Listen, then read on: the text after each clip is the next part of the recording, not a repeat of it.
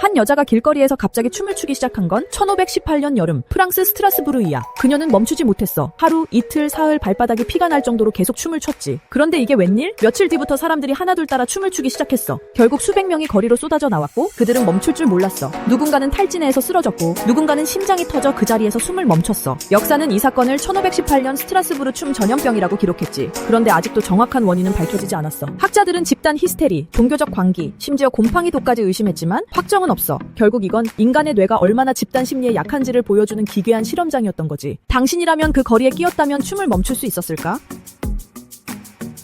1914년 12월 24일 서부전선의 참호는 지옥 그 자체였어. 그런데 밤이 되자 독일군 쪽에서 고요한 밤, 거룩한 밤이 흘러나왔지. 영국군도 따라 부르기 시작했고 어느새 두 진영 모두 노래를 함께 불렀어. 놀라운 건 다음이야. 병사들이 참에서 기어나와 서로 손을 맞잡았어. 담배를 나누며 웃고 축구공 하나로 경기까지 벌였지. 이게 바로 전설적인 1914년 크리스마스 휴전이야. 하지만 다음날 아침이 되자 그들은 다시 총을 겨눴어. 어제까지 웃던 얼굴에 오늘은 죽음을 그려야 했지. 전쟁이라는 시스템이 인간의 감정을 얼마나 쉽게 덮어버리는지 보여주는 순간이었어. 혹시 당신도 시스템에 속아 일상에서 총구를 겨누고 있진 않을까?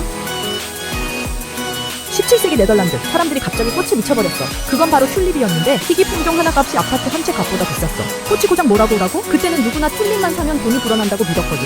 그러던 어느 날 한 상인이 이거 그냥 꽃이 아니냐? 라고 말했어. 순식간에 불신이 퍼졌고 시장은 단 하루 만에 붕괴했지. 수천 명이 파산했고 네덜란드 경제는 한동안 먹구름에 쌓였어. 이게 바로 인류 최초의 대형 튤립버블이야. 지금의 비트코인, NFT도 결국 튤립과 다를 바 없을지 몰라. 당신은 지금 어떤 튤립을 사고 있니?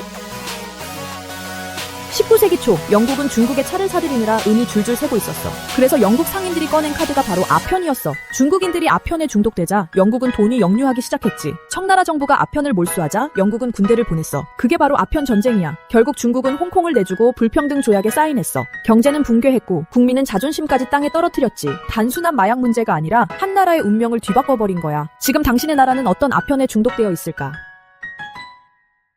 193년 로마, 황제가 암살되자 근위대가 회의를 열었어. 그런데 회의 주제가 누가 돈을 더 주는가였지. 말 그대로 황제 자리를 경매에 붙인 거야. 최종 낙찰자는 부동산 재벌 디디우스 율리아누스. 그는 시민 한 명당 돈을 주겠다고 약속하며 왕좌를 샀어. 하지만 66일 뒤 군대가 들고 일어나 그를 처형했지. 권력이 돈으로 살 수 있다고 믿었던 순간 이미 죽은 목숨이었던 거야. 지금도 돈이면 뭐든지 된다고 생각하냐고? 디디우스가 대답해줄 거야. 역사는 계속 반복되지만 우리는 결코 배우지 않는 법이야. 그래서 오늘도 누군가는 새로운 춤, 새로운 튤립, 새로운 아편을 찾아 나서겠지. 당신은 이 영화 같은 역사 속에서 어떤 배역을 맡고 싶나? 댓글에 나는 춤 멈출래, 나는 튤립 안 사, 나는 아편 안 해 중 하나 남겨봐. 그리고 구독과 알림 설정만 누르면 다음 역사 미스터리도 놓치지 않을 거야. 역사는 지나간 게 아니야. 지금 이 순간 우리가 만들어가는 거니까.